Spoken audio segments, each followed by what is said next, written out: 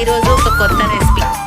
ముందుగా చికెన్ని వాష్ చేసుకొని మనం ఒక కళాయిలో ఇలా వాటర్ తీసుకొని చికెన్ని ఒక 2 గ్లాసెస్ ఆఫ్ వాటర్ పోసి ఉడకనిద్దాం. దాంట్లో కొంచెం 1 టేబుల్ స్పూన్ సాల్ట్ వేసుకుందాం. ఈ వాటర్ అంతా బాగా డ్రై అయ్యే వరకు మనం ఉడకబెట్టుకుందాం. కొంచెం పసుపు కూడా వేసుకుందాం లోపలే. ఇప్పుడు బాగా మిక్స్ చేసుకొని ఆ వాటర్ లో ఉప్పుని పసుపుని మనం మూత పెట్టి క్లోజ్ చేసుకుందాం ఒక 10 మినిట్స్ పాటు. ఇప్పుడు మనం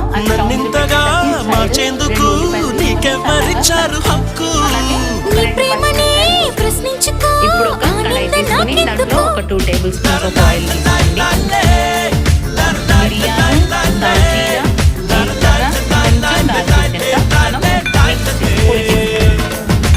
ఇక్కడ ఆయిల్ హీట్ అయ్యింది. ఇప్పుడు మనం ఉల్లిపాయలు మిర్చి తీసుకుందాం. ఇప్పుడు ఆల్మోస్ట్ ఉల్లిపాయలు ఫ్రై అయ్యి కొంచెం అల్లం పేస్ట్ వేసుకుందాం.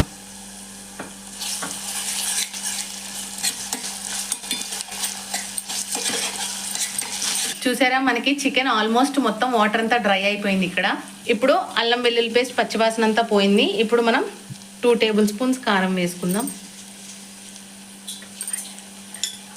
చాలామంది డీప్ ఫ్రై చేసేస్తారు చికెన్ని. అలా కాకుండా ఫ్రై ఇలా చేసుకోండి. వాటర్లోనే మనం చికెన్ని ఉడికించి ఇలా కొంచెమే ఆయిల్ వేసుకొని మనం ఇప్పుడు చేసుకుంటున్నాం అనమాట. ఆల్రెడీ చికెన్లో మనం ఉప్పు పసుపు వేసాం కాబట్టి ఇక్కడ మనం వేయాల్సిన అవసరం లేదు. ఇప్పుడు మనం ఇందాక తీసుకున్న మసాలాలన్నీ దంచుకున్నాయి దీంట్లో వేసుకుందాం.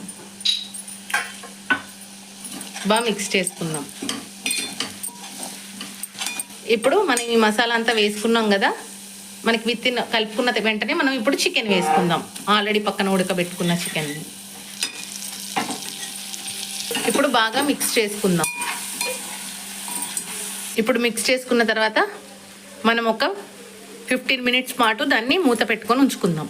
ఇప్పుడు మనం చికెన్లో వాటర్ వేసుకోలేదు కాబట్టి అది ఉడకడానికి పైన మనం ఒక పెద్ద గిన్నె, బరువు గిన్నె తీసుకొని వాటర్ పెట్టుకొని దాని మీద పెడదాం అనమాట.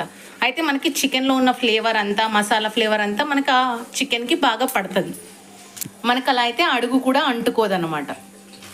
ఇలా మధ్య మధ్యలో మిక్స్ చేసుకుంటూ ఉండండి. ఆ వాటర్ని తీసి మళ్ళీ కలుపుకున్న తర్వాత మళ్ళీ అలా పెట్టుకోండి వాటర్ ఉన్న దాన్ని. ఇంతే, మనకి 10 మినిట్స్ తర్వాత బాగా చికెన్ అంతా మెత్తగా అయిపోయింది. ఇప్పుడు లాస్ట్లో కొత్తిమీర వేసేసుకుందాం. బాగా డీప్ ఫ్రై కాకుండా చికెన్ని మాత్రం ఇలా చేసుకోండి. చాలా టేస్టీగా ఉంటుంది, హెల్త్కి కూడా మంచిదే. డీప్ ఫ్రై అవ్వట్లేదు కాబట్టి మీరు కూడా ఖచ్చితంగా ట్రై చేసి ఎలా వచ్చిందో కింద కమెంట్ చేయండి. సో అలాగే ఇలాంటి మరిన్ని కొత్త వంటకాల కోసం మా ఛానల్ని ఫాలో అయిపోండి.